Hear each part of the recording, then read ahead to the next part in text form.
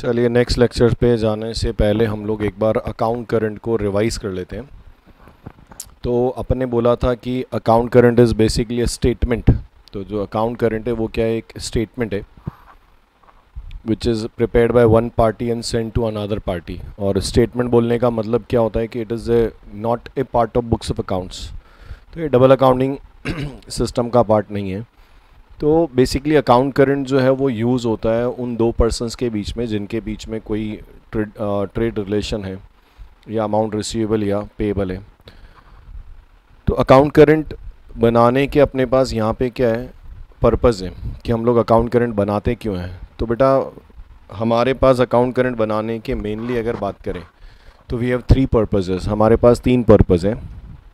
First ये कि सामने वाले पर्सन को ड्यूरिंग द पीरियड हमारे बीच कौन कौन से ट्रांजैक्शंस में वो इंटीमेट करना है, वो हमारा पहला पर्पज़ है। सेकंड पर्पज़ अपना क्या है कि हर ट्रांजैक्शन पे हमने कितना इंटरेस्ट कैलकुलेट किया वो अपने को सामने वाले को क्या करना है, इंटीमेट करना है। वो अपने को सामने वाले को क्या करना है, इंटीमेट करना है कि वे हमने किस ट्रांजैक्शन पे कितना इंटरेस्ट हम लोगों ने चार्ज किया। उसके अलावा हमारा नेक्स्ट पर्पज़ जो होता है, हमारा नेक्स्ट पर्पज़ है कि at the end of the period settlement date पे हमारा कितना अमाउंट ड्यू है, कितना अमाउंट रिसीवेबल है या कितना अमाउंट पेएबल है विथ इंटरेस्ट, ये हमको सामने वाले को बताना है। तो अकाउंट करंट बनाने के तीन बेसिक रीज़न है जिसकी वजह से हम लोग अकाउंट करंट बनाते हैं। First, to inform regarding the transaction, second to inform regarding the interest calculation on each transaction, and third to inform regarding the final balance including interest. तो हमारे पास अकाउंट करंट बनाने के तीन मैथड हैं। उसमें से फर्स्ट दोनों मेथड एक जैसे हैं। तो इसमें फर्स्ट है interest method, interest table method भी हम लोग बोलते हैं। तो इंटरेस्ट टेबल मेथड में क्या होता है, हर ट्रांजैक्शन पे हम लोग इंटरेस्ट क्या करते हैं, अलग अलग कैलकुलेट करते हैं। तो first method is interest table method जिसमें हम लोग हर ट्रांजैक्शन पे इंटरेस्ट क्या करते हैं, अलग अलग कैलकुलेट करते हैं। सेकेंड मेथड जो है हमारा वो है प्रोडक्ट मेथड जिसमें हम लोग क्या करते हैं, हर ट्रांजैक्शन पे इंटरेस्ट अलग अलग कैलकुलेट करने के बजाय हम लोग क्या करते हैं, रेट और डिवाइड बाय 365 को कॉमन निकाल के हम लोग क्या करते हैं, प्रोडक्ट कैलकुलेट करके फिर उस पर इंटरेस्ट कैलकुलेट करते हैं। तो दोनों मेथड एक ही हैं। उसके बाद पीरियोडिकल बैलेंस मेथड जिसका एक नाम और है, क्या नाम है बताओ। पीरियोडिकल बैलेंस मेथड को हम लोग एक नेम से और रिकॉग्नाइज कर सकते हैं या एक और नेम से क्वेश्चन एग्जाम में क्वेश्चन पूछा जा सकता है। हम लोग उसको बोलते हैं, क्या बोलते हैं बताओ, प्रोडक्ट ऑन बैलेंस मेथड। तो प्रोडक्ट मेथड अलग है, प्रोडक्ट ऑन बैलेंस मेथड क्या है, अलग है। तो आपके पास तीन मेथड है। फर्स्ट दोनों मेथड एक जैसे हैं और पीरियोडिकल मेथड जो है basically product on balance method जो है वो जनरली बैंक या पार्टनरशिप फर्म जो है वो लोग इंटरेस्ट कैलकुलेट करने के लिए अपने क्लाइंट या पार्टनर के साथ में यूज़ करती है। तो जब हम लोग अकाउंट करंट बनाते हैं ना, तो हम लोग अकाउंट करंट बनाने के लिए कुछ स्टेप्स हम लोग फॉलो करते हैं। तो फर्स्ट मेथड में अगर मैं बात करूँ, फर्स्ट टू मेथड्स में अगर हम लोग बात करें, इंटरेस्ट टेबल मेथड और प्रोडक्ट मेथड में, तो सबसे पहले क्या होता है, हम लोग फॉर्मेट बनाते हैं। तो हम लोग फॉर्मेट क्या बनाते हैं, उसमें हेडर आता है receiving party name, receiving party name in account current with sender party. तो जैसे मान लो एक्स अकाउंट करंट बना के वाई को अगर सेंड कर रहा है, X is preparing account current and send to Y, तो हम लोग हेडिंग क्या डालते हैं, X in account current Y in account current with X. मतलब हम लोग एक्स की बुक में है और अकाउंट किसका बना रहे हैं, वाई का बना रहे हैं। तो सबसे पहले हेडर आता है receiving party name in account current with sender party. तो हम लोग सेंडर पार्टी की बुक में हैं और वो क्या कर रहा है, रिसीविंग पार्टी का अकाउंट बना रहा है। ठीक है। तो फॉर्मेट में हेडर आता है, हेडर के बाद में डेबिट और credit side each side 5 columns हैं। उसमें first 3 column date, particular amount जो है वो नॉर्मल ट्रांजैक्शन रिकॉर्ड करने के लिए, और इंटरेस्ट कैलकुलेशन के लिए दोनों साइड 2 कॉलम है, डेज और इंटरेस्ट या प्रोडक्ट। तो सबसे पहले आपको क्या करना होता है, फॉर्मेट बनाना होता है। फॉर्मेट बनाने के बाद हम लोग क्या करते हैं, जो भी ट्रांजैक्शंस हैं उसको जो पर्सन अकाउंट करंट बना रहा है उसके पॉइंट ऑफ व्यू से सोच के, और जो रिसीविंग पर्सन है उसके अकाउंट में हम लोग उसको क्या करते हैं, पोस्ट करते हैं। तो जो नॉर्मल तरीके से ट्रांजैक्शन आप लोग रिकॉर्ड करते हैं, तो आपको सेकंड स्टेप में क्या करना है, हर ट्रांजैक्शन को नॉर्मल वे से रिकॉर्ड करना होता है। फिर we are required to calculate period. तो आपको ड्यू डेट से सेटलमेंट डेट तक, ड्यू डेट से सेटलमेंट डेट तक का पीरियड कैलकुलेट करना पड़ता है। तो ड्यू डेट से सेटलमेंट डेट तक का पीरियड कैलकुलेट करते हैं, तो फॉरवर्ड मेथड है ये। और इस केस में ड्यू डेट को एक्सक्लूड करके हम लोग क्या करते हैं, पीरियड कैलकुलेट करते हैं। फिर उसके बाद आप हर ट्रांजैक्शन पे इंटरेस्ट कैलकुलेट कर लो या हर ट्रांजैक्शन पे प्रोडक्ट कैलकुलेट कर लो। At the end of the period जब सारे ट्रांजैक्शन आप लोग रिकॉर्ड कर लेते हो ना, eight the end of the period जब सारे ट्रांजैक्शन आपके रिकॉर्ड हो जाते हैं, तो उसके बाद हम लोग क्या करते हैं, जो हमारा इंटरेस्ट कॉलम है ना, उस इंटरेस्ट कॉलम को हम लोग क्या करते हैं, बैलेंस करते हैं। और इंटरेस्ट कॉलम का जो भी बैलेंस आएगा, इंटरेस्ट कॉलम का जो भी आपका बैलेंस आता है, क्या करते हैं, उस इंटरेस्ट कॉलम के बैलेंस को हम लोग, इंटरेस्ट कॉलम का जो भी बैलेंस आएगा उसको हम लोग क्या करेंगे, अमाउंट के कॉलम में रिकॉर्ड करते हैं। और तरीका क्या होता है, वैसे तो रेसिप्रोकल वे है, मतलब ऑपोजिट साइड में रिकॉर्ड होता है, कॉन्ट्रा टाइप में, कॉन्ट्रा टाइप में रिकॉर्ड होता है, मतलब कि डेबिट साइड में इंटरेस्ट रिसीवेबल होता है और क्रेडिट साइड में इंटरेस्ट क्या होता है, पेबल होता है। तो डेबिट साइड ज़्यादा है तो इंटरेस्ट रिसीवेबल है, वो हमारे लिए इनकम होती है, तो हम लोग एंट्री करते हैं कस्टमर या persons account debit to interest. और अगर क्रेडिट साइड ज़्यादा है तो इसका मतलब इंटरेस्ट क्या है, पेबल है, तो इंटरेस्ट पेबल है तो वो हमारे लिए क्या है, एक्सपेंस है। और उस केस में हम लोग एंट्री क्या करते हैं, उस केस में हम लोग एंट्री करते हैं interest account debit to person account. तो पर्सन के अकाउंट में क्या होता है, क्रेडिट होता है, ठीक है।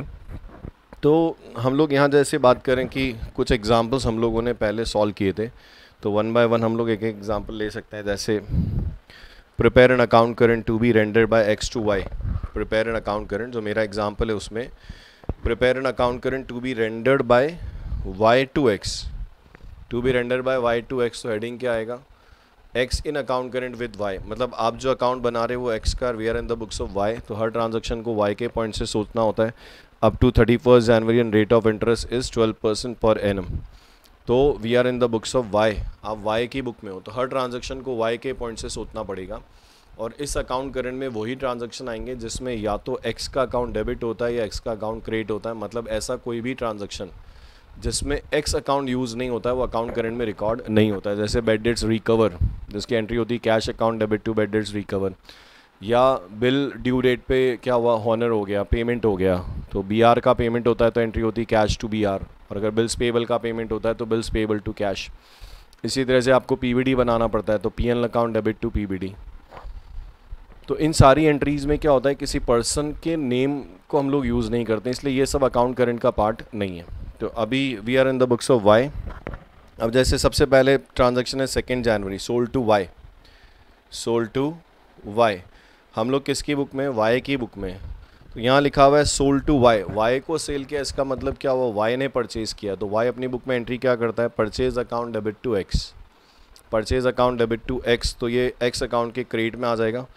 क्रेडिट पीरियड अगर 5 डेज़ है तो इसकी ड्यू डेट कितनी होगी, 7 जनवरी। और अगर 7 जनवरी इसकी ड्यू डेट है तो 7 जनवरी से सेटलमेंट डेट 31 जनवरी तक का पीरियड काउंट करना होता है। समझ में आया।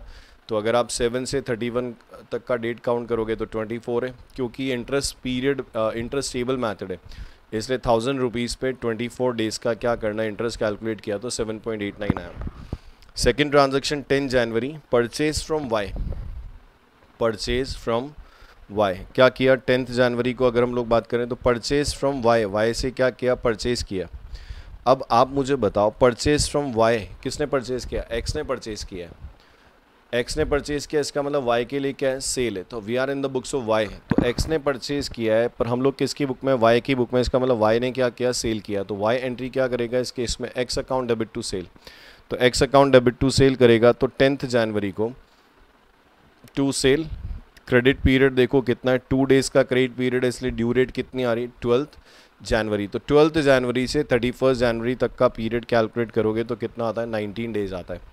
तो आपको 500 पे 19 डेज़ का क्या करना है, इंटरेस्ट कैलकुलेट करना है। समझ में आया। उसके बाद 20 जनवरी, कैश रिसीव फ्रॉम वाई, किसको रिसीव हुआ, एक्स को रिसीव हुआ। And we are in the books of Y, हम लोग किसकी बुक में, वाई की बुक में। इसका मतलब ये क्या बोल रहा है, कैश रिसीव फ्रॉम वाई, तो एक्स को रिसीव हुआ, इसका मतलब वाई ने पेमेंट किया। तो वाई एंट्री क्या करेगा, X account debit to cash. तो 20 जनवरी को क्या होगा, टू कैश, अमाउंट कितना है 100, और पीरियड 20 जनवरी, जो ट्रांजैक्शन डेट है वहाँ से 31 जनवरी तक का इंटरेस्ट क्या होगा, कैलकुलेट होगा। ठीक है। उसके बाद 25 January, sale to Y, sale to Y किसने सेल किया, एक्स ने सेल किया। एंड वी आर, एक्स ने सेल किया, we are in the books of Y, इसका मतलब वाई ने क्या किया, परचेज किया है। तो 25 जनवरी को ट्रांजैक्शन को रिकॉर्ड करोगे तो एंट्री किया, और इस केस में purchase account debit to X. तो 25 जनवरी को पोस्ट करोगे तो बाय परचेज 2000, और 25 जनवरी से 31 जनवरी 6 दिन हो गए और इंटरेस्ट कैलकुलेट हो गया।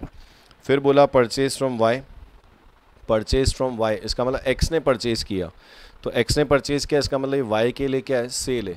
तो वाई ने सेल किया तो एंट्री क्या होगी, X account debit to sale, तो 29 जनवरी को टू सेल, और क्रेडिट पीरियड नहीं है इसलिए बेटा 29 जनवरी क्या है, ड्यू डेट है, तो 29 जनवरी से 31 जनवरी 2 डेज़ का इंटरेस्ट कैलकुलेट कर लिया। सारे ट्रांजैक्शन कंप्लीट करने के बाद आपके पास दो कॉलम होते हैं, एक अमाउंट कॉलम होता है और एक इंटरेस्ट कॉलम होता है। तो पहले आप इंटरेस्ट कॉलम को बैलेंस करो। तो आपने इस क्वेश्चन में क्रेडिट साइड का इंटरेस्ट क्या है, ज़्यादा है, तो यहाँ पे अगर हम लोग बात करें तो बैलेंस ऑफ इंटरेस्ट आ रहा है 8.1, तो क्रेडिट साइड का इंटरेस्ट जो है वो पेबल है, तो इसका मतलब 8.1 का इंटरेस्ट हमारे लिए क्या है, पेबल है। तो हम लोग एंट्री क्या करेंगे, interest account debit to X, तो एक्स के अकाउंट में क्या होगा, बाय इंटरेस्ट आ गया 8.1, और फाइनली आप बैलेंस कैलकुलेट करो, ये इंक्लूडिंग इंटरेस्ट आ जाएगा। ठीक है, ऐसा ही एक एग्जाम्पल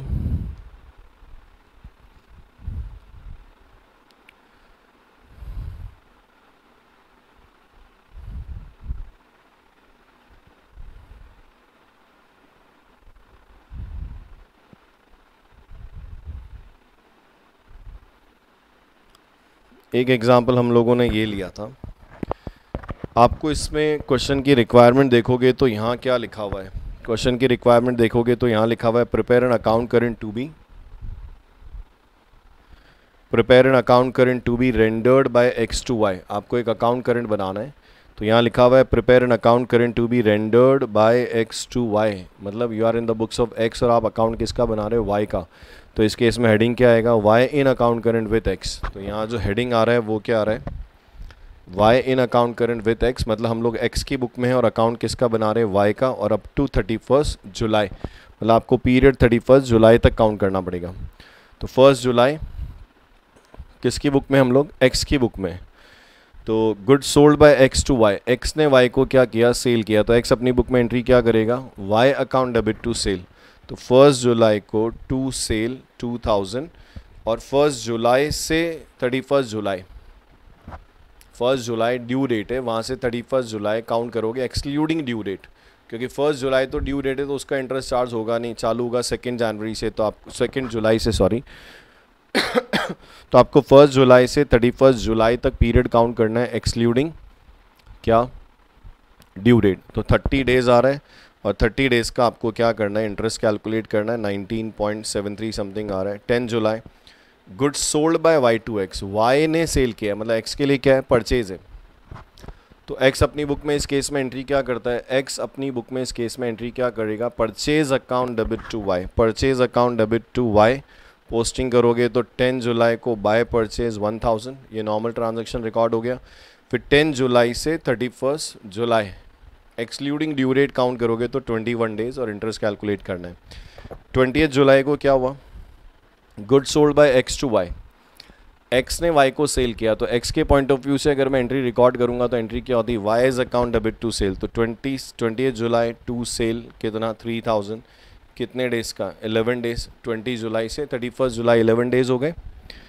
ठीक है, फिर उसके बाद में क्या बोला, 25 July cash paid by Y to X, Y ने एक्स को पेमेंट किया, इसका मतलब एक्स को क्या हुआ, कैश रिसीव हुआ, तो एक्स एंट्री क्या करेगा, cash account debit to Y.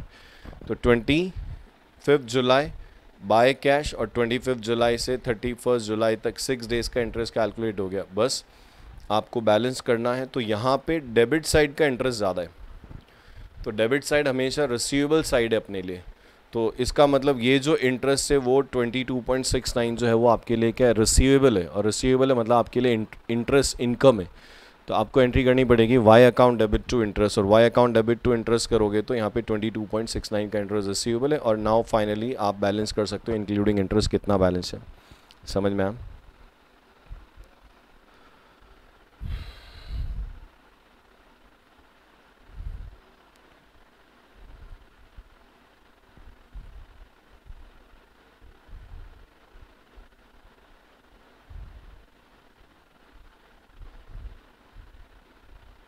चलिए सर, फिर हम लोगों ने बात की थी रेडिंग ट्रांजैक्शन के केस में क्या होता है।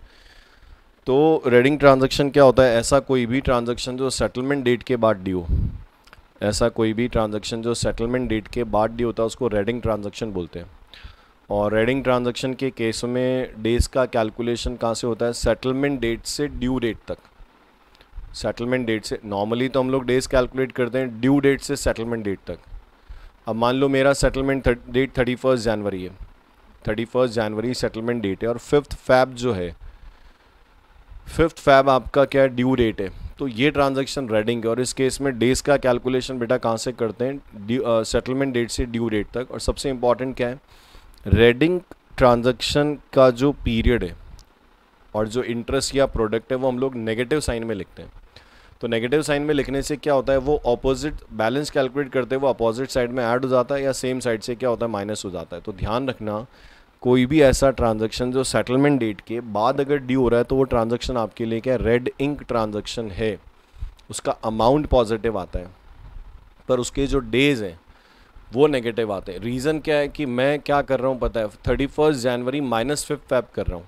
तो 31 जनवरी -5 फैब करूँगा तो जो 5 दिन आएंगे वो आपके लिए क्या है, नेगेटिव आएगा। तो उसका डेज नेगेटिव है, इसलिए उसका इंटरेस्ट या प्रोडक्ट भी क्या होता है, नेगेटिव आता है। अब जैसे इस एग्जाम्पल में हम लोगों ने बात की transaction between Ram and Shyam up to 28 Feb. तो ये जो ट्रांजैक्शन है वो राम और श्याम के बीच में 28 फरवरी तक है। Prepare an account current to be rendered by Ram to Shyam. आपको एक अकाउंट करंट बनाना है जो राम बना के किसको देगा, श्याम को देगा। So we are in the books of Ram, हम लोग राम की बुक में, इसलिए सारे ट्रांजैक्शन राम के पॉइंट ऑफ व्यू से सोचे जाएंगे। We are preparing Shyam's account, और हम लोग किसका अकाउंट बना रहे हैं, श्याम का अकाउंट बना रहे हैं। और रेट ऑफ इंटरेस्ट 15% है, प्रोडक्ट मेथड लेना है, ठीक है। तो 1 जनवरी को क्या बोला, सॉरी 1 जनवरी, so we are in the books of, ढंग से सुनना है ना, so we are in the books of Ram and we are preparing Shyam's account. हम लोग राम की बुक में हैं और हम लोग श्याम का अकाउंट बना रहे हैं। 1 जनवरी गुड सोल्ड टू श्याम, हमने श्याम को क्या किया, सेल किया। एंट्री होगी Shyam's account debit to sale. तो 1 जनवरी टू सेल, 10 डेज का क्रेडिट है, ड्यू डेट 11 जनवरी आ गया, और 11 जनवरी से 28 फैब तक आपको क्या करना है, काउंट करना है, जो कितना आ रहा है, 48 डेज आ रहे हैं। तो जनवरी के कितने हो गए, 20, और फैब के हो गए 28। प्रोडक्ट मेथड ले रहे हैं इसलिए 96,000 प्रोडक्ट हो गया। फिर उसके बाद में 20 जनवरी परचेज फ्रॉम श्याम, श्याम से क्या किया, परचेज किया। एंट्री होगी purchase account debit to Shyam. तो श्याम के अकाउंट में क्या होगा, 20 जनवरी क्रेडिट साइड में आएगा बाय परचेज, और 10 डेज का क्रेडिट पीरियड है इसलिए इसका ड्यू डेट आ रहा है 30 जनवरी। तो 30 जनवरी से 28 फैब तक लोगे तो 29 डेज का क्या होगा, इंटरेस्ट आएगा, ठीक है। फिर उसके बाद में क्या बोला, sold to Shyam 1 Feb. 1 Feb को राम ने श्याम को सेल किया। तो राम सेल कर रहा है इसलिए बेटा एंट्री क्या होगी, श्याम्स अकाउंट। 1 फैब को एंट्री होगी Shyam's account debit to sale, ठीक है। 5 डेज का क्रेडिट पीरियड है इसलिए आपका जो ड्यू डेट है वो क्या आ रहा है, 6 फैब आ रहा है। तो 6 फैब से 28 फैब तक 22 डेज़ के लिए कैलकुलेट करना है। तो ये बस आपका प्रोडक्ट आ गया। उसके बाद 15 Feb B R from Shyam, bill receive हुआ है श्याम से। तो बिल भी जैसे क्या, वैसे बी आर बिल्स पेबल का नेचर पर्सनल अकाउंट है, पर आप अकाउंटिंग रियल अकाउंट की तरह कर सकते हो, debit what comes in and credit what goes out. तो क्या बोला, बी आर फ्रॉम श्याम, तो बिल रिसीव हुआ है तो राम एंट्री क्या कर सकता है, B R account debit to Shyam, bills receivable account debit to Shyam. तो बेटा इस केस में श्याम का अकाउंट क्या होगा, क्रेडिट होगा। तो वी कैन राइट, क्या लिख सकते हैं हम लोग, कब आया, 15 Feb by B R. 1 month period है इसलिए इसकी ड्यू डेट 18 फैब है, कहने की ज़रूरत ही नहीं है। बिल्स के केस में क्या होगा, 3 डेज ऑफ ग्रेस ऐड होता है तो 18 मार्च। अब ये 18 मार्च जो है ना, हमारा सेटलमेंट डेट क्या है बेटा, 28 फैब। हमारा सेटलमेंट डेट है 28 फैब, और ये ट्रांजैक्शन ड्यू कब हो रहा है, 18 मार्च। कितने दिन बाद, 18 दिन बाद ड्यू हो रहा है। तो ये रेडिंग ट्रांजैक्शन है, तो इसका पीरियड और इसका प्रोडक्ट क्या होगा, नेगेटिव आएगा। और इसका इम्पैक्ट क्या होगा कि 54,000 को आप क्या कर सकते हो पता है, जब आप डेबिट साइड का प्रोडक्ट कैलकुलेट करो तो उसमें क्या कर सकते हो, ऐड कर सकते हो। तो क्या होगा, 96,000 प्लस 1,10,000, ठीक है, प्लस 54,000, और उसमें से 29,000 जो है वो आपका क्या होगा, माइनस हो जाएगा। तो ये बैलेंस ऑफ प्रोडक्ट आ रहा है, ये डेबिट है, डेबिट साइड मतलब रिसीवेबल है, तो इस पे जो इंटरेस्ट आएगा वो आपके लिए क्या है, रिसीवेबल है। और इंटरेस्ट अगर आपके लिए रिसीवेबल है तो आपके लिए इनकम है, तो आप एंट्री करोगे इस केस में शाम्स अकाउंट डेबिट टू इंटरेस्ट, और फिर आप बैलेंस कैलकुलेट कर सकते हो। ठीक है बेटा।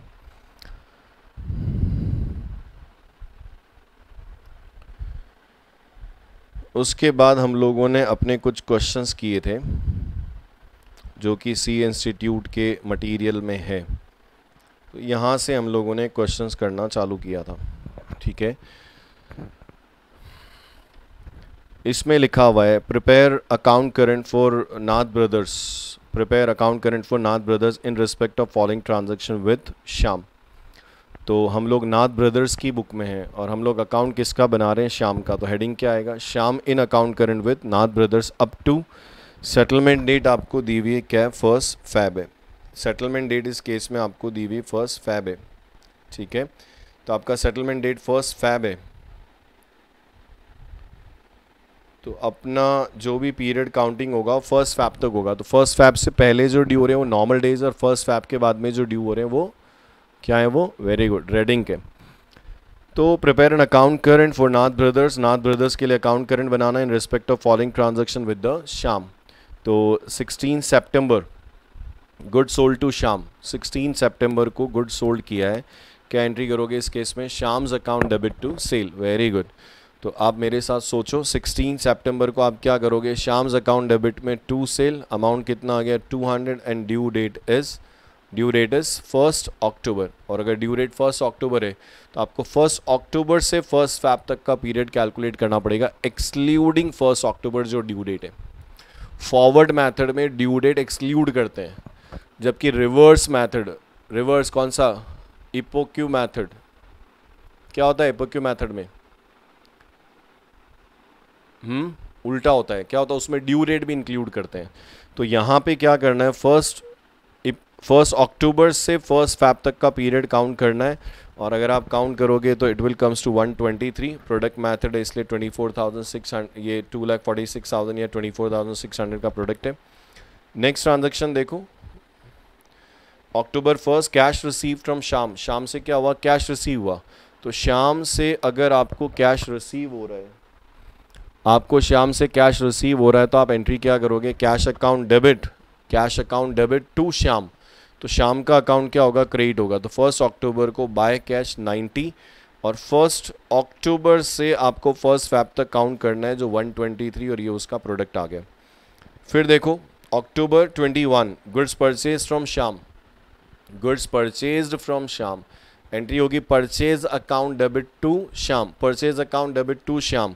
तो श्याम के अकाउंट में 21 October by purchase, due date of transaction is given 1 December. तो आपको 1 दिसंबर से 1 Feb तक का पीरियड काउंट करना है।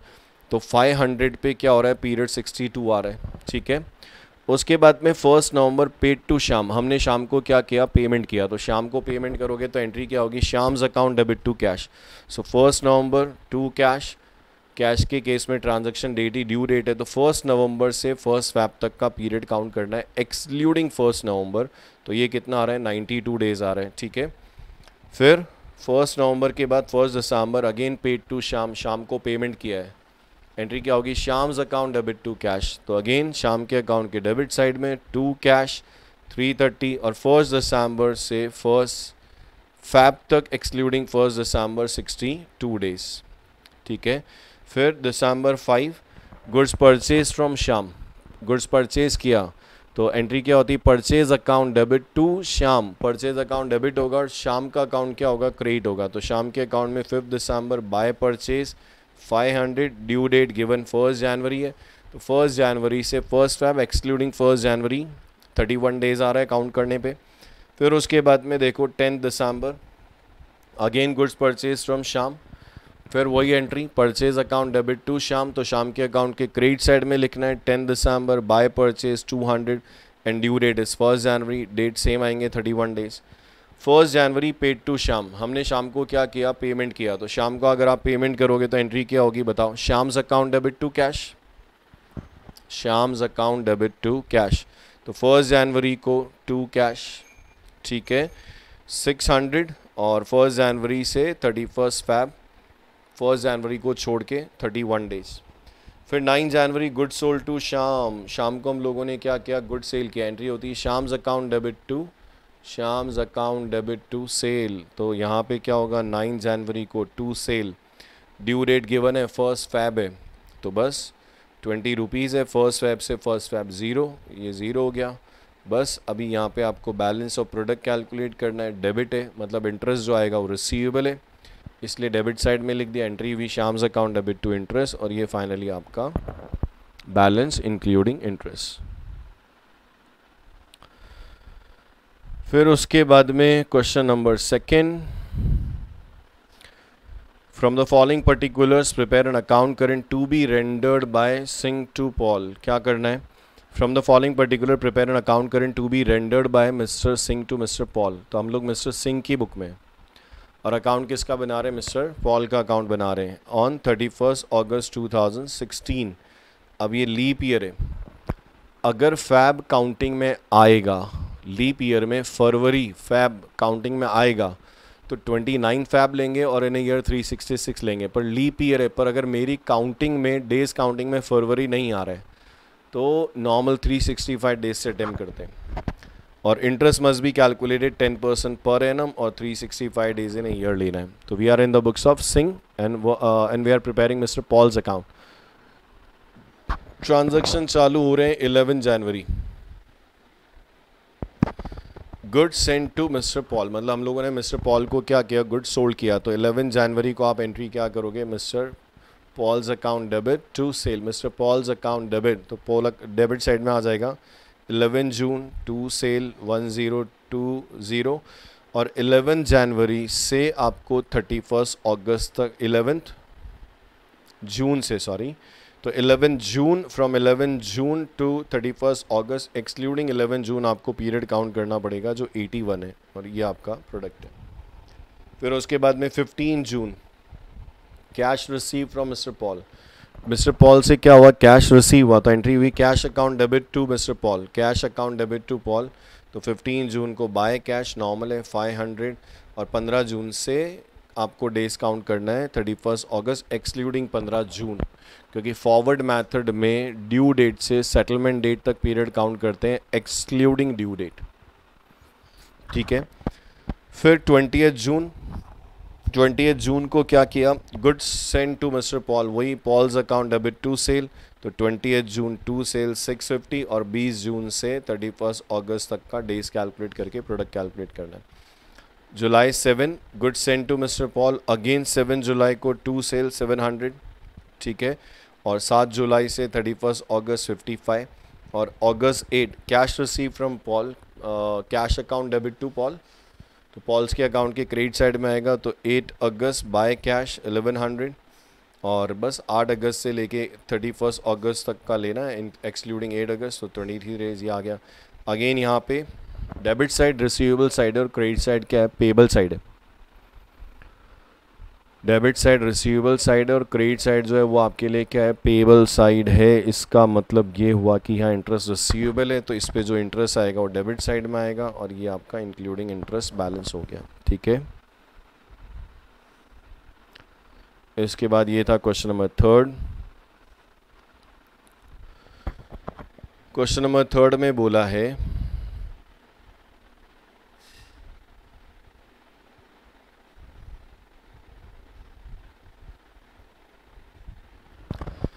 From the following particular, make up an account current to be rendered by S. Das Gupta. From the following particular, make up an account current to be rendered by S. Das Gupta. So we are in the books of S. Das Gupta. हम लोग किसकी book में है, S. Das Gupta की book में है, और आपको अकाउंट किसका बनाना है, हैदर का अकाउंट बनाना है। तो अपने को अकाउंट बनाना है हैदर का।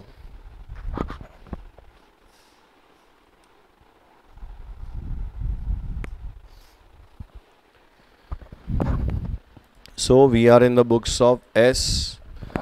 We are in the books of S. Das Gupta and we are preparing Heather's account. तो जून 30, अब यहाँ पे आपको बनाना है 31 दिसंबर तक, तो आपका सेटलमेंट डेट 31 दिसंबर है, मतलब ड्यू डेट से या ट्रांजैक्शन डेट से सेटलमेंट डेट तक का आपको पीरियड कैलकुलेट करना पड़ेगा। Interest 5% per annum, method specified नहीं है तो प्रोडक्ट मेथड ले सकते हो। 30th जून बैलेंस बैलेंस ओइंग बाय ए हैदर, मतलब ए हैदर के लिए पेएबल है, तो ए हैदर की बुक में दास गुप्ता का अकाउंट क्रेडिट होगा। पर अगर ए हैदर के लिए पेएबल है, इसका मतलब क्या हुआ, ए हैदर के लिए पेएबल है, इसका मतलब दास गुप्ता के लिए रिसीवेबल है, तो दास गुप्ता की बुक में ए हैदर का क्या होगा, डेबिट बैलेंस होगा। तो 30 जून को टू बैलेंस। और सबसे इंपॉर्टेंट क्या होता है जब पीरियड कैलकुलेट करते हैं, याद आ रहा है, याद रखना, भूलना नहीं, गलती मत करना, ओपनिंग बैलेंस पे जब पीरियड कैलकुलेट करते हैं तो क्या होता है बताओ, नया क्या है, ओपनिंग बैलेंस पे जब पीरियड कैलकुलेट करते हो तो नया क्या होता है, ओपनिंग डे भी क्या होता है, इंक्लूड होता है। क्यों? क्योंकि वो पिछले पीरियड से कैरी फॉरवर्ड हुआ है और उस पर फर्स्ट डे का भी क्या होगा, इंटरेस्ट चार्ज होगा। तो इसके बाद हमको ये पता चलना चाहिए कि फॉरवर्ड मेथड में जब ट्रांजैक्शन पे पीरियड कैलकुलेट करते हो तो ड्यू डेट से settlement date excluding due date calculate होता है।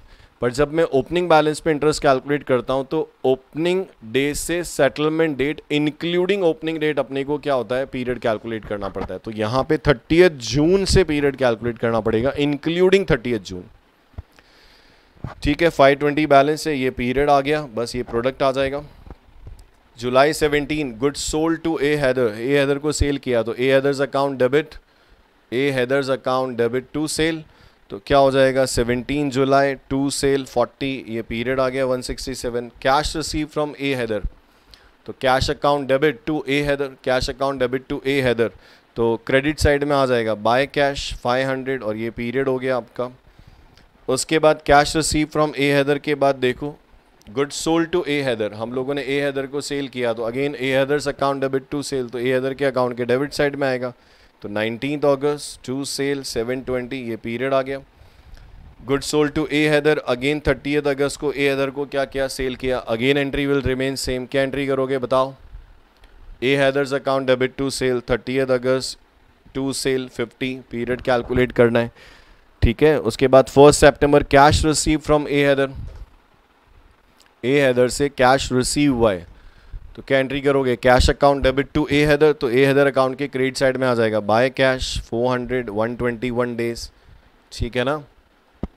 उसके बाद देखो cash receive from A Haider के बाद ए हैदर एक्सेप्टेड, ए हैदर एक्सेप्टेड मतलब ए हैदर के लिए बिल्स पेएबल है, तो दास गुप्ता के लिए बिल रिसीवेबल हुआ, A Haider accepted Das Gupta's bill at 3 month dated 4, तो ए हैदर ने एक्सेप्ट किया, इसका मतलब ए हैदर के लिए बिल्स पेएबल है और दास गुप्ता के लिए क्या है, बिल रिसीवेबल है। तो बिल रिसीवेबल है, आ रहा है, तो एंट्री होगी B R account debit to A Haider, तो ए हैदर के अकाउंट में क्या होगा 1 September by B R, 3 month है तो 1 सितंबर से काउंट करोगे तो 1 October 1 November 1 December and 3 days, 4 December due date है।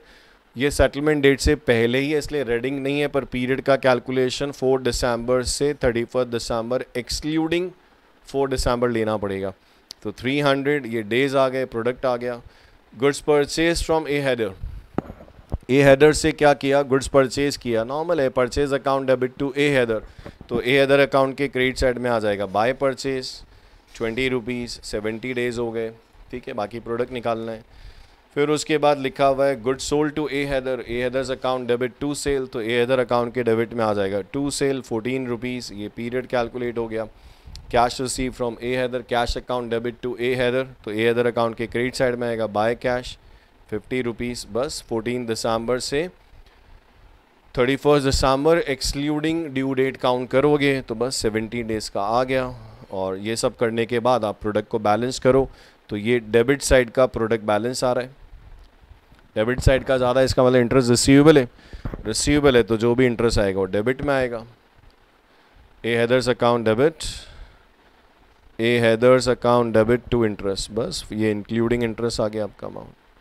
तो इस क्वेश्चन से अपने को ये सीखने को मिला कि जब बेटा पीरियड कैलकुलेट करते हैं ना, पीरियड जब आप पीरियड कैलकुलेट करते हो तो ध्यान फॉरवर्ड मेथड में, बाय डिफ़ॉल्ट तो फॉरवर्ड मेथड ही है, तो फॉरवर्ड मेथड में ओपनिंग पे जब पीरियड कैलकुलेट करते हैं तो पीरियड कहाँ से कहाँ तक निकालते हैं बताओ फटाफट से, सोचो, close your eyes and think कि ओपनिंग पे पीरियड कहाँ से कहाँ तक कैलकुलेट करते हैं, बिगिनिंग डेट से settlement date including beginning date. और जब नॉर्मल ट्रांजैक्शन पे पीरियड कैलकुलेट करते हैं तो ड्यू डेट से सेटलमेंट डेट होता है एक्सक्लूडिंग ड्यू डेट, क्योंकि उस दिन का हम लोग इंटरेस्ट कैलकुलेट नहीं करते। और ड्यू डेट नहीं है तो बट ऑब्वियसली ट्रांजैक्शन डेट लेना पड़ेगा, ठीक है। क्वेश्चन नंबर 4 इंपॉर्टेंट है, इजी है, sorry. From the following particular, prepare an account current as sent by A to B. So we are in the books of A and we are preparing B's account on 30th June 2016. अब leap year है, 4 से divisible है, leap year है, fab counting में आएगा तो fab 29 और इन a year कितना 365 या 366, 366, very good. Rate of interest product method use करना है 6% per annum. So we are in the books of B. Balance due from B receivable है, डेबिट साइड में आएगा तो 1 जनवरी टू बैलेंस 600। पीरियड काउंट करोगे तो 1 जनवरी से काउंट होगा 30th जून तक, जिसमें फैब 29 लेना पड़ेगा और 1 जनवरी भी इंक्लूड होगा। तो ठीक है, कैलकुलेशन के बाद 182 आएगा, आप देख सकते हो। Goods sold to B 11 January, 2 sales, ठीक है, 520। बी रिटर्न गुड्स, ये अगेन बहुत इंपॉर्टेंट है, रिटर्न का ट्रीटमेंट क्या है, ज़्यादा दिमाग नहीं लगाना है। बी रिटर्न गुड्स, बी ने क्या किया, गुड्स रिटर्न कर दिया तो सेल एंट्री होती है सेल्स रिटर्न अकाउंट। गुड्स, देखो मेरा सोचने का तरीका सीधा है, मुझे परचेज सेल, ये परचेज रिटर्न सेल्स रिटर्न ये सब गुड्स से रिलेटेड अकाउंट है। ईजीएस्ट वे क्या है, डेबिट व्हाट कम्स इन, तो परचेज में गुड्स आता है इसलिए डेबिट होता है, सेल्स रिटर्न में भी गुड्स आता है इसलिए सेल्स रिटर्न डेबिट होता है। क्रेडिट व्हाट गोज आउट, तो जब सेल करते हो तो क्रेडिट होता है, परचेज रिटर्न होता है तो क्रेडिट होता है, तो जैसा भी आपको ठीक लगे। तो यहाँ बोला बी रिटर्न गुड्स, बी ने गुड्स रिटर्न कर दिया तो ए को क्या हो रहा है, गुड्स रिसीव हो रहा है, तो ए क्या करेगा पता है, sales return account debit to B, तो बी में क्या हो जाएगा, बाय सेल्स रिटर्न।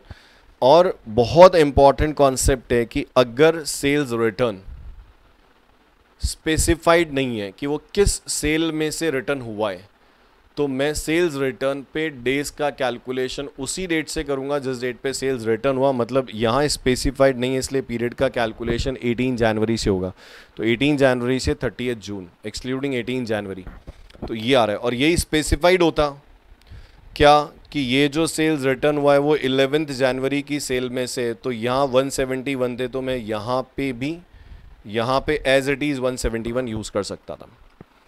तो सेल्स रिटर्न या परचेज रिटर्न पे ध्यान रखना, अगर स्पेसिफाइड नहीं है कि वो किस सेल या परचेज में से रिटर्न हुआ है तो परचेज रिटर्न और सेल्स रिटर्न की जो डेट है उससे पीरियड कैलकुलेट करना पड़ेगा। और अगर ये स्पेसिफाइड है कि सेल्स रिटर्न या परचेज रिटर्न किस सेल या परचेज को बिलोंग करते हैं तो उसी सेल और परचेज के जो डेज है वो सेल्स रिटर्न और परचेज रिटर्न के साथ कंसीडर करना होता है, ठीक है। ओके, कोई एजम्पशन नहीं लेना है इसमें। उसके बाद में क्या बोला, B paid by cheque, B ने चेक से पेमेंट किया, bank account debit to B, तो बी में आ जाएगा बाय बैंक 400, पीरियड कैलकुलेट होगा। फिर उसके बाद बोला बी एक्सेप्टेड, बी ने एक्सेप्ट किया है, इसका मतलब बी के लिए बिल्स पेबल है, ए के लिए बी आर है। B accepted a bill, B accepted a bill drawn on A for 1 month, B ने एक्सेप्ट किया, इसके लिए बेटा बी के लिए बिल्स पेबल है, ए के लिए क्या है, बिल्स रिसीवेबल है। बिल रिसीवेबल की एंट्री होती है B R account debit to B, posting करोगे तो बी में बाय बी आर 1 मंथ है, तो इसकी ड्यू डेट आ रही है 17 मार्च, स्टिल ये रेडिंग नहीं है तो 17 मार्च से आपको काउंट करना पड़ेगा पीरियड, ठीक है। Good sold to B, again entry हो जाएगी, क्या एंट्री करोगे बताओ, B to sale, B to sale हो गया। Receive cash from B, cash account debit to B, B में बाय कैश हो गया, ठीक है। यहाँ पे फिर वही है, तुम्हारा जो प्रोडक्ट का बैलेंस है वो डेबिट है तो इस पर जो भी इंटरेस्ट आएगा वो रिसीवेबल आएगा। और finally you can find out balance including interest कितना है। तो इस क्वेश्चन में रिटर्न का इम्पॉर्टेंट पॉइंट था, ये बहुत इम्पॉर्टेंट है रेडिंग को समझने के लिए। तो यहाँ पे लिखा हुआ है, क्या लिखा हुआ है देखो, क्वेश्चन की रिक्वायरमेंट क्या है।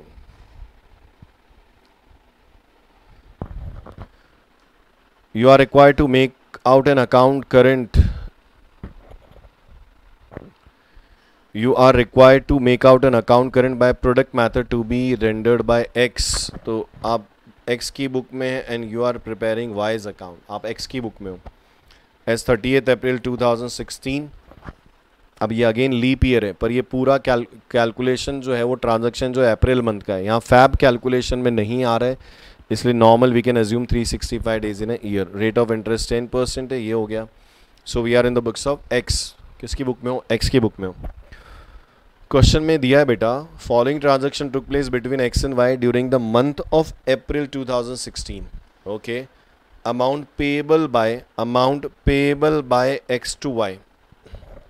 Amount payable by X to Y. X के लिए पेएबल है, एक्स के लिए पेएबल है वाई को. अब पेएबल है तो क्रेडिट बैलेंस ही होगा ना. तो we are in the books of X और अकाउंट किसका बना रहे हो? वाई का. तो क्रेडिट बैलेंस आएगा. तो 1 अप्रैल को बाय बैलेंस 10,000 और डेज कैलकुलेशन 1 अप्रैल से 30 अप्रैल इंक्लूडिंग 1 अप्रैल. फॉरवर्ड मेथड है. ओपनिंग में ओपनिंग डेट इंक्लूड होता है, भूल मत जाना. 7th, bill accepted bye x. Bill accepted bye x मतलब एक्स के लिए क्या है? बिल्स पेएबल है. बिल्स पे एक्सेप्ट करके देना पड़ेगा तो बिल जाएगा.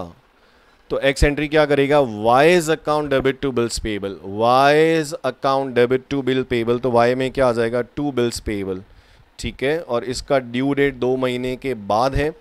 तो 7th अप्रैल, 7th मई, 7th जून और 10 डेज ऐड, 3 डेज ऐड करोगे तो 10th जून जो है वो इसका ड्यू डेट है.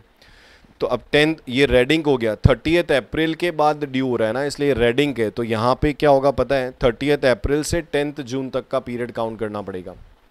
तो उसमें 30th अप्रैल के आगे से कैलकुलेट करेंगे. तो ये 41 रेडिंग हो गया. तो ये नेगेटिव है और इसका जो प्रोडक्ट है वो भी क्या है? नेगेटिव है.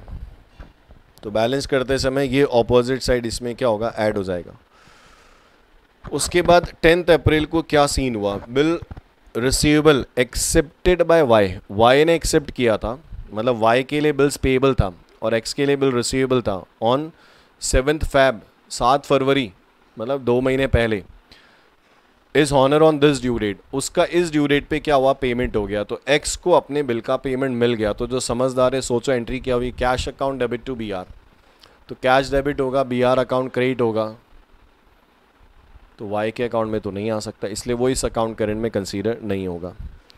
उसके बाद 10th April, X sold goods to Y. X ने वाई को सेल किया. Normal entry Y to sale. तो यहाँ पे हो जाएगा वाई टू सेल 15,000 और इसका इनवॉइस डेट 15th अप्रैल है. इनवॉइस 15th अप्रैल है, मतलब हो सकता है पहले ऑन अप्रूवल दे दिया हो या पहले गुड्स डिलीवर कर दिया हो, पर वो इनवॉइस 10th अप्रैल है. मतलब इंटरेस्ट की कैलकुलेशन 10th अप्रैल से होगी, नहीं 10th मई, सॉरी 10th मई से होगी. तो 30th अप्रैल मेरा सेटलमेंट डेट है और ये ट्रांजैक्शन जो है वो 30th अप्रैल के बाद ड्यू हो रहा है, इसलिए ये रेडिंग है. इस पे 10 डेज नेगेटिव है और इस पे ये प्रोडक्ट भी नेगेटिव और ये ऑपोजिट साइड में क्या होगा? ऐड होगा. समझ में आया? उसके बाद देखो, X receive cheque from Y. X को चेक मिल गया, नॉर्मल है. Bank account debit to Y by bank, dated 15 क्या है? 15 मई. ये फिर रेडिंग के, क्योंकि 30th अप्रैल सेटलमेंट डेट है और इसका ड्यू डेट, पेमेंट डेट कितना है? 15th मई. तो ये 15 दिन फिर नेगेटिव आएगा, इसका प्रोडक्ट भी नेगेटिव आएगा. और ये सेम साइड में से क्या होगा? माइनस होगा, या अपोजिट साइड में क्या होगा? ऐड होगा. अपोजिट साइड में ऐड होगा तो पॉजिटिव होगा तो प्रोडक्ट ऐड होगा ना. मतलब अगर आप इसको ये ऐड करना है तो यू कैन ऐड इन 50,000, 50,000 में ऐड कर सकते हैं. कुछ 2,05,000 में ऐड कर रहे हैं, ऐसा नहीं. आगे देखो, Y sold goods to X. Y ने सेल किया एक्स को, मतलब एक्स ने क्या किया? परचेज किया. तो एक्स एंट्री क्या करेगा बताओ? एक्स एंट्री करेगा purchase account debit to Y. Purchase account debit to Y. Y में आ जाएगा बाय परचेज. इसका इनवॉइस डेट है 15th मई. तो 15th मई अगेन 15 दिन, 15 डेज़ का रेडिंग है. इसका प्रोडक्ट नेगेटिव है तो ये सेम साइड माइनस होगा, या ऑपोजिट साइड में पॉजिटिव जो है उससे ऐड होगा. उसके बाद ये फिर इंपॉर्टेंट है 20th को, X return goods sold. X return goods sold by Y. Y ने जो सेल किया था, मतलब एक्स ने परचेज किया था, वो रिटर्न कर दिया. तो एक्स क्या कर रहा है? रिटर्न कर रहा है. तो गुड्स जाएगा उसके पास से, गुड्स आउटफ्लो हो रहा है. तो एक्स एंट्री क्या करेगा पता है? एक्स एंट्री करेगा Y's account debit to purchase return. Y's account debit to purchase return. और बहुत इंपॉर्टेंट है, स्पेसिफाइड है कि 15th अप्रैल को जो परचेज किया था उसमें से रिटर्न हो रहा है. तो 15th अप्रैल पे जो पीरियड लिया था ना, 15th अप्रैल पे जो पीरियड लिया था वो पीरियड एज इट इज़ यहाँ पे उठा के लेना है। तो इस केस में सेल्स रिटर्न की डेट से कोई लेना देना नहीं है, या परचेज रिटर्न की डेट से कोई लेना देना नहीं। जितना परचेज पे पीरियड लिया उतना ही एज इट इज़ तुमको क्या होगा, परचेज रिटर्न पे लेना पड़ेगा, क्योंकि ये स्पेसिफाइड है कि ये परचेज रिटर्न किस में से। फिर लिखा हुआ है 20th को bill accepted by Y is dishonoured on this date.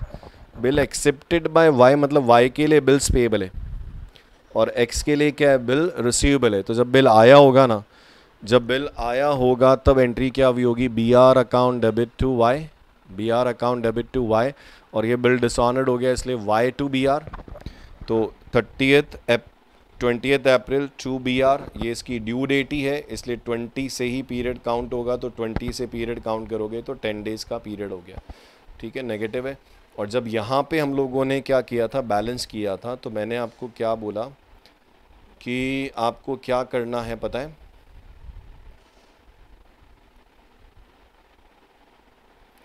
हाँ जी, तो अपने को जब आप प्रोडक्ट को बैलेंस करोगे ना, तो आप क्या करो, 3 लाख में ये ऐड कर लो, इसको ऐड कर लो, इसको भी ऐड कर लो,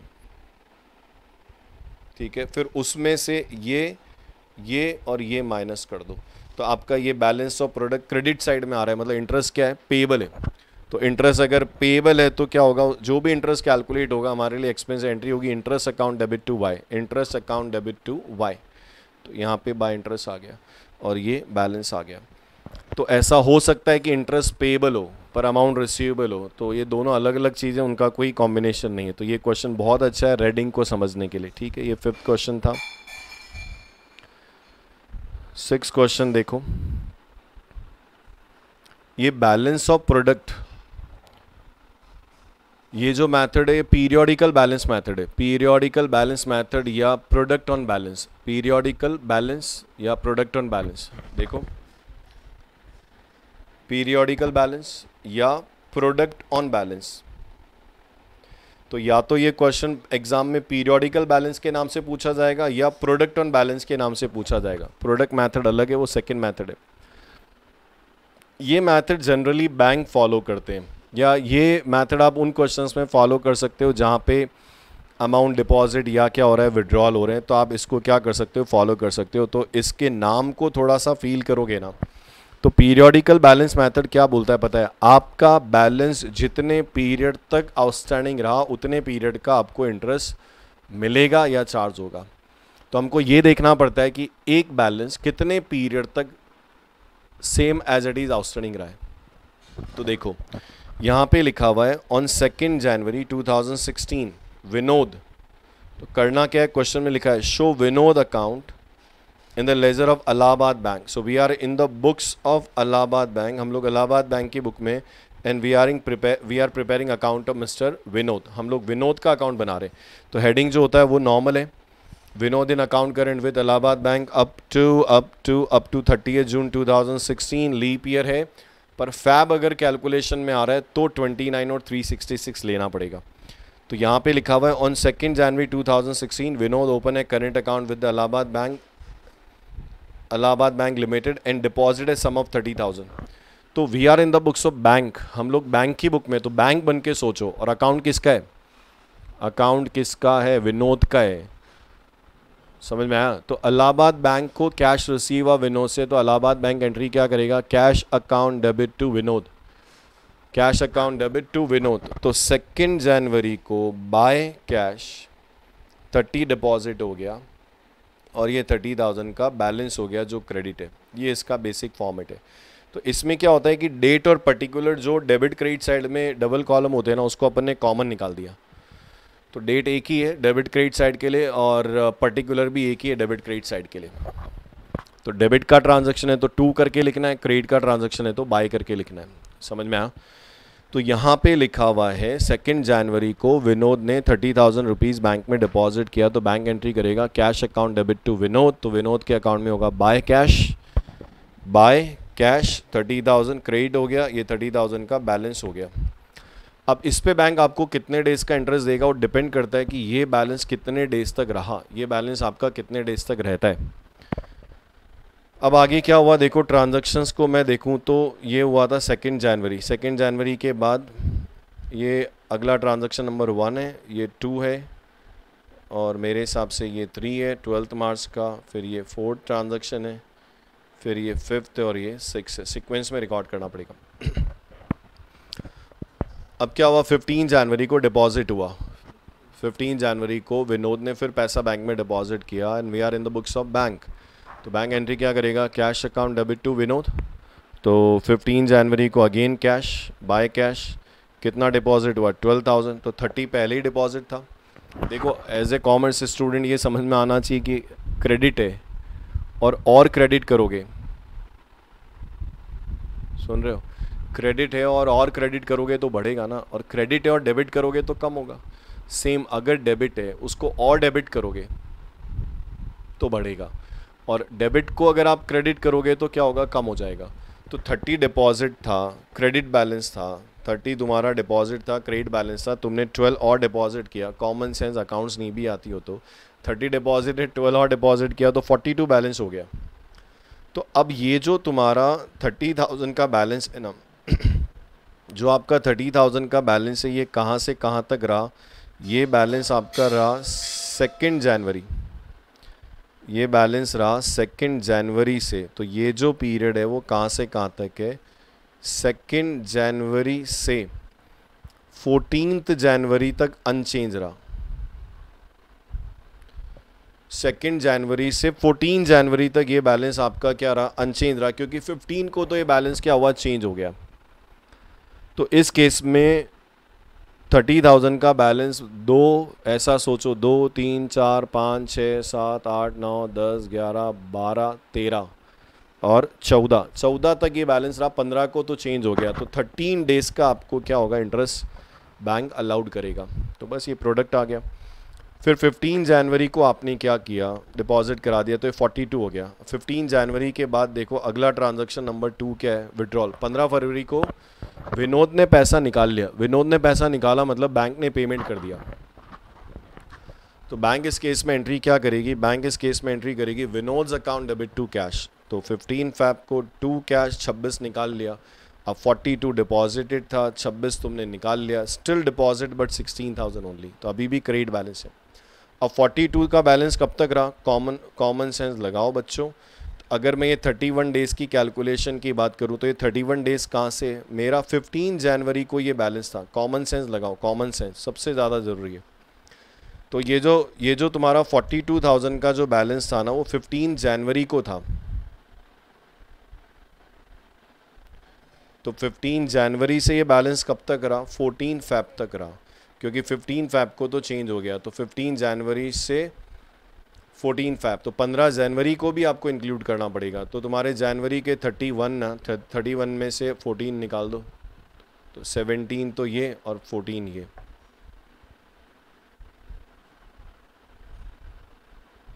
समझ में आया? तो 17 प्लस 14 करोगे तो 31 आ जाएगा। फिर देखो ट्रांजैक्शन 15 फैब के बाद क्या हुआ, मतलब ट्रांजैक्शन रिकॉर्ड करने के बाद उसके ऊपर वाले बैलेंस पे आपको निकालना पड़ेगा, या पहले ट्रांजैक्शन रिकॉर्ड कर लो सारे। फिर 12 मार्च को डिपॉजिट हुआ 8,000। अब 12 मार्च को बैंक में डिपॉजिट हुआ तो बैंक एंट्री करेगा cash account debit to Vinod, cash account debit to Vinod, cash to Vinod. तो विनोद में क्या होगा, बाय कैश। 8 डिपॉजिट हुआ, 16 पहले ही डिपॉजिट था, 8 और डिपॉजिट हुआ, तो 16 डिपॉजिट, 8 और डिपॉजिट हुआ, तो 24 डिपॉजिट हो गया ना। अब 16,000 जो डिपॉजिट है वो कब से कब तक रहा, ये जो 26 डेज़ है ये कहाँ से कहाँ तक है। तो ये बैलेंस मेरा हुआ था 15 फैब, तो 15 फैब से 11 मार्च तक। 15 फैब, क्योंकि मैंने पिछला जो बैंक ने इंटरेस्ट दिया था वो 14 फरवरी तक दिया था, तो अब तो 15 फरवरी से मिलेगा ना। तो 15 फरवरी से 11 मार्च तक ये बैलेंस था। तो 15 फरवरी मतलब आप 28 फैब या 29 फैब में से क्या करो, 29 में से 14 हटा दो, तो 15 दिन तो फरवरी के और 11 दिन मार्च के, तो 26 डेज़ आ गए।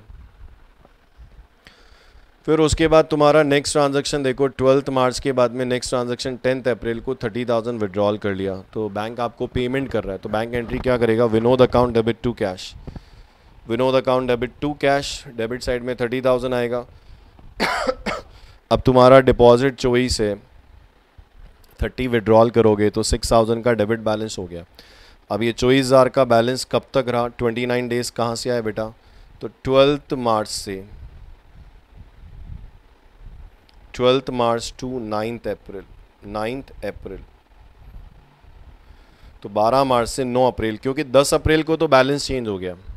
अब अगला जो कैलकुलेशन वो 10 अप्रैल से होगा। फिर उसके बाद देखो नेक्स्ट ट्रांजैक्शन क्या हुआ, 10 अप्रैल को 30 विड्रॉल कर लिया, फिर 10 मई को 16 डिपॉजिट किया। वही entry bank cash account debit to Vinod, cash to Vinod करोगे तो विनोद में बाय कैश 16 डिपॉजिट हुआ, तो तुम्हारा 6 डेबिट था, अब 16 क्रेडिट हुआ, 6 ओवरड्रॉन था, 16 डिपॉजिट किया तो 10 नॉर्मल हो गया।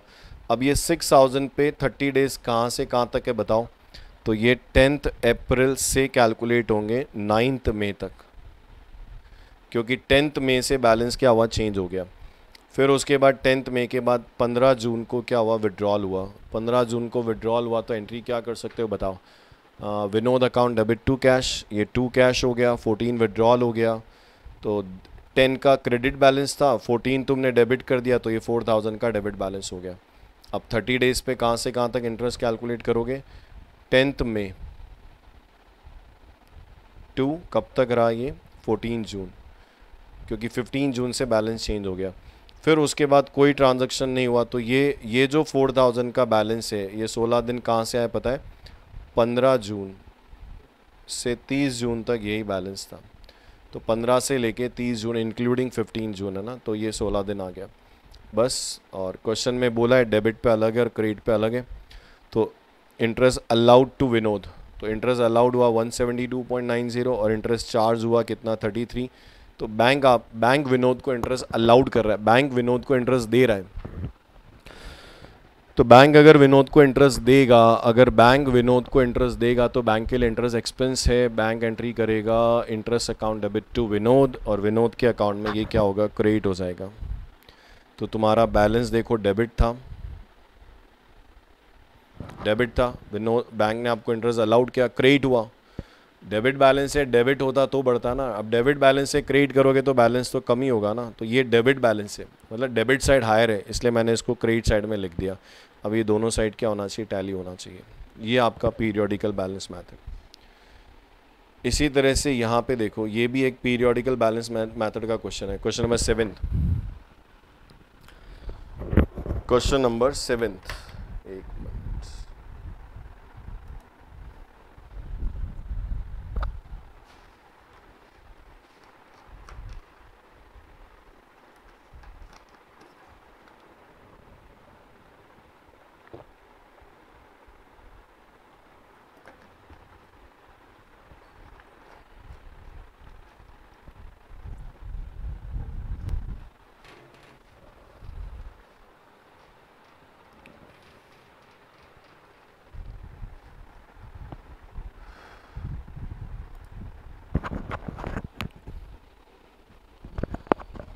क्वेश्चन नंबर 7 में देखो फिर बोला है यहाँ पे वही शो, क्या शो करना है, show Roshan's account, show Roshan's account in the ledger of firm, मतलब you are in the books of firm and we are preparing Roshan's account. Interest is to be calculated 10% on debit balance and 8% on credit balance, मतलब firm interest allowed करती 8% और charge करती 10%। You are required to prepare account current on 30 September, ये settlement date है, by means of product of balance. अब periodical balance method या product of balance एक ही बात है। तो यहाँ पे इन्होंने बोला हेडर हो जाएगा Roshan in account current with firm, Roshan in account current with partnership firm up to 30 September, Roshan has a current account with partnership firm, it has a debit balance of 70,000, तो डेबिट बैलेंस लिख दिया मैंने, 75,000 का डेबिट बैलेंस हो गया, ठीक है। He has further deposit the following amount, उसने क्या किया, अमाउंट डिपॉजिट किए, तो ये लीप ईयर है,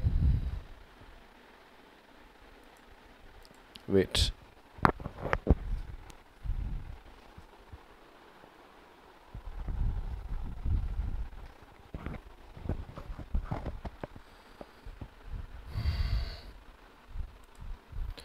तो यहाँ पे क्या होगा, लीप ईयर है, पर देखो शायद काउंटिंग में फैब नहीं आ रहा है, इसलिए 365 ही लेना है।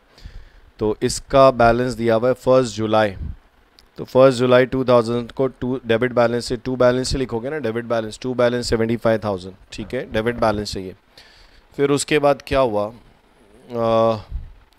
14 जुलाई को उसने ये डिपॉजिट्स किए। तो आप फर्म की बुक में हो, तो पार्टनर पैसा फर्म की बुक में क्या कर रहा है, डिपॉजिट करा रहा है। तो फर्म एंट्री क्या करेगी, cash account debit to partners capital. तो 14 जुलाई को क्या होगा, 14 जुलाई को हो गया, क्या एंट्री होती है, cash account debit to partners capital.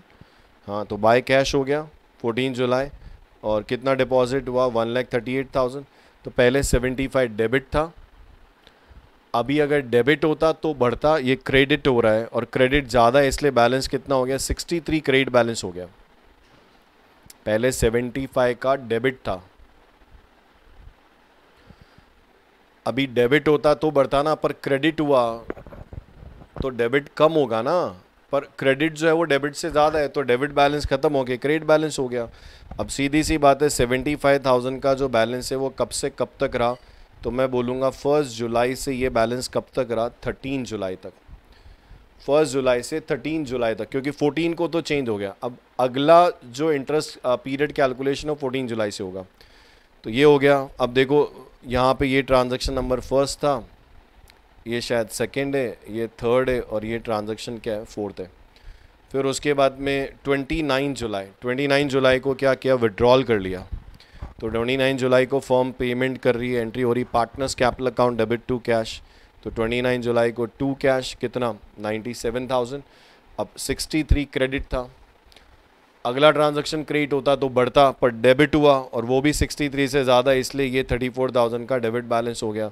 अब 63,000 का बैलेंस जो ये इंटरेस्ट आया, ये कहाँ से कहाँ तक आया, तो ये बैलेंस कब तक रहा, 63,000 का बैलेंस कब तक रहा बताओ। 14 जुलाई से ये बैलेंस कब तक रहा, 28 जुलाई, क्योंकि 29 को चेंज हो गया। तो 14 से 28, मैं 29 पहले ही छोड़ चुका हूँ, इसलिए 14 से 28 इंक्लूडिंग 14। उसके बाद देखो 29 के बाद बात करें, तो 29 के बाद में क्या हुआ, फिर 18 अगस्त को डिपॉजिट हुआ है। तो वही एंट्री क्या होगा, bank account debit to partners capital. तो 18 अगस्त को बैंक अकाउंट डेबिट टू या cash account debit to partners capital करोगे। Cash account debit to partners capital. तो बाय कैश 22,000 डिपॉजिट हुआ, तो 34 ओवरड्रॉन था, 22 डिपॉजिट हुआ, तो स्टिल आपका 12,000 का क्या है, डेबिट बैलेंस है। अब ये 34,000 कहाँ से कहाँ तक रहा, तो सोचो, ये 29 जुलाई से बैलेंस हो गया था, जो 17 अगस्त तक रहा। कॉमन सेंस लगाओ बेटा, इसमें अकाउंटिंग कॉन्सेप्ट कुछ नहीं है, फिर बोलूँगा this is only A mathematical concept. फिर उसके बाद देखो 18 अगस्त के बाद 29 जुलाई को विड्रॉल हुआ, 18 अगस्त के बाद 9/9 को क्या हुआ, 11,000 का विड्रॉल हुआ, ठीक है। Partners capital account debit to cash, partners capital account में टू कैश 11,000 विड्रॉल हो गया। 12 ऑलरेडी डेबिट था, 11 और डेबिट कर रहे हो तो 33 डेबिट बैलेंस हो गया। अब ये 22 कहाँ से कहाँ तक आया, तो 12,000 बैलेंस कब से कब रहा, तब रहा 18 अगस्त टू 18 अगस्त से कब तक रहा, वो 8 सितंबर तक। तो 18 अगस्त से लेके 8 सितंबर तक का ये है। और फिर उसके बाद में 9 सितंबर के बाद से कोई बैलेंस नहीं चेंज हुआ, कोई ट्रांजैक्शन नहीं हुआ। तो वी कैन से कि 23,000 कब से कब तक रहा, 9 सितंबर से 30 सितंबर तक का पीरियड आएगा। तो 9 से 30 इंक्लूडिंग 9। बस फिर उसके बाद में हमने इंटरेस्ट कैलकुलेट किया, तो ये शायद इंटरेस्ट चार्ज है और ये इंटरेस्ट अलाउड है। तो इंटरेस्ट चार्ज ज़्यादा है, मतलब इंटरेस्ट लेना है, तो फर्म के लिए इंटरेस्ट क्या है, इनकम है। तो फर्म एंट्री क्या करेगी, partners capital account debit to interest, partners capital account debit to interest. अब जो समझदार हैं तो देखो डेबिट बैलेंस है, डेबिट होगा तो बढ़ेगा, तो ये बैलेंस हो गया 2, 3, 4, 5, 7 डेबिट, मतलब डेबिट ज़्यादा है तो लिखना मेरे को क्रेडिट साइड में पड़ेगा। तो बाय बैलेंस इंक्लूडिंग इंटरेस्ट ये हो गया, समझ में आया। उसके बाद देखो बाकी क्वेश्चन इजी हैं, कोई दिक्कत नहीं है। तो मेरे हिसाब से यहाँ तक के क्वेश्चंस भी अगर आप एक बार देख लोगे तो हो जाएगा। और रिवर्स मेथड पे सुबह ही मैंने मतलब इससे जस्ट पहले एक लेक्चर दिया था, तो बहुत रिवर्स मेथड। तो फॉरवर्ड और रिवर्स में देखो 4 ही डिफरेंस है। अगर मैं फॉरवर्ड मेथड और रिवर्स फॉलो फॉरवर्ड ही करते हैं, पर क्वेश्चन बोले कि आपको क्या करना है, रिवर्स मेथड लेना है या बैकवर्ड मेथड लेना है या इपोक मेथड आपको लेना है, तो हम लोग जाते हैं। तो डिफरेंस क्या था वो मैं पहले भी बताया, फिर एक बार डिस्कस कर लेता हूँ, फॉरवर्ड और इपोक। तो पहला डिफरेंस क्या है, पीरियड का कैलकुलेशन, मतलब डेज कैलकुलेशन। तो आप लर्न कर लो, समझ लो। डेज कैलकुलेशन फॉरवर्ड है, फॉरवर्ड तो यहाँ पे due date to settlement date, due date to settlement date. और इम्पॉर्टेंट क्या है पता है, एक्सक्लूडिंग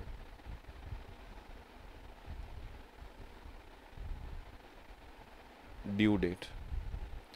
ड्यू डेट एक्सक्लूड करते हैं, मतलब 15 जनवरी से 31 जनवरी काउंट करना है तो 15 जनवरी एक्सक्लूड हो जाता है। रिवर्स इसका रिवर्स करो, तो अभी रिवर्स करोगे तो ड्यू डेट से क्या होगा,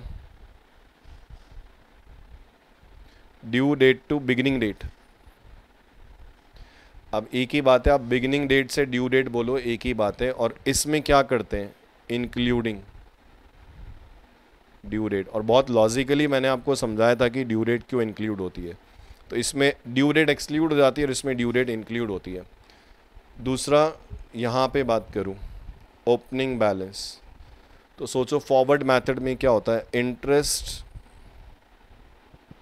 is calculated,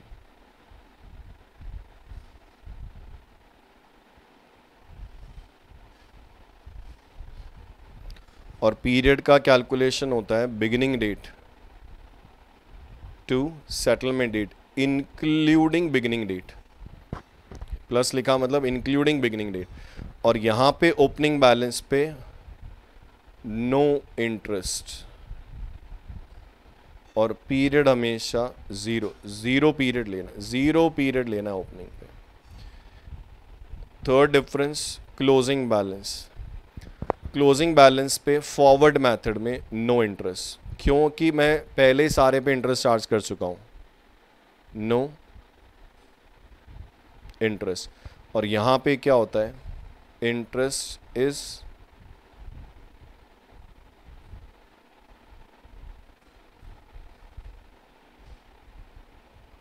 is calculated beginning date to settlement date including beginning date. मतलब बिगिनिंग डेट भी क्या होती है उस केस में ऐड होती है। और इसके अलावा मैं बात करूं तो सबसे लास्ट पॉइंट, इंटरेस्ट कॉलम।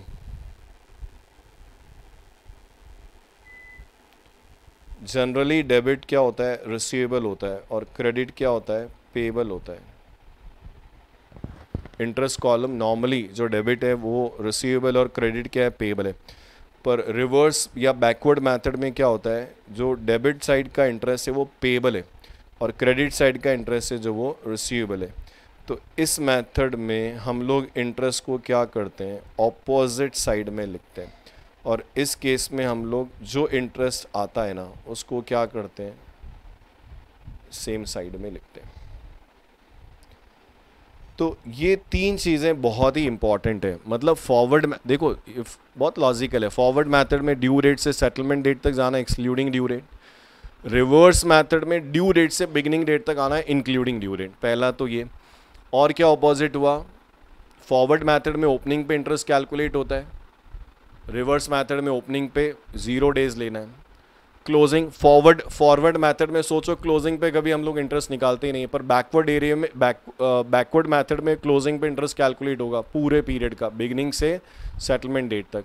और जो इंटरेस्ट का रिसीवेबल पेएबल साइड है वो क्या होता है, अलग हो जाता है। तो नॉर्मली डेबिट साइड रिसीवेबल है और क्रेडिट साइड पेएबल है, पर रिवर्स मेथड में क्या होता है पता है, जो क्रेडिट साइड वो पेएबल है और डेबिट साइड जो है वो क्या है, नॉर्मली डेबिट साइड रिसीवेबल है।